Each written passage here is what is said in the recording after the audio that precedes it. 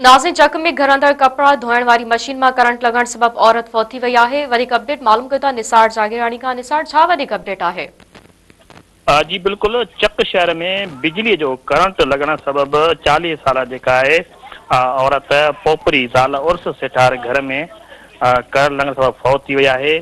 घर बातिन मुताबिक त औरत जेका आहे वॉशिंग मशीन में कपड़ा धोई रही हुई त बिजली जो करंट लॻुसि ऐं जेका आहे फौत थी वई।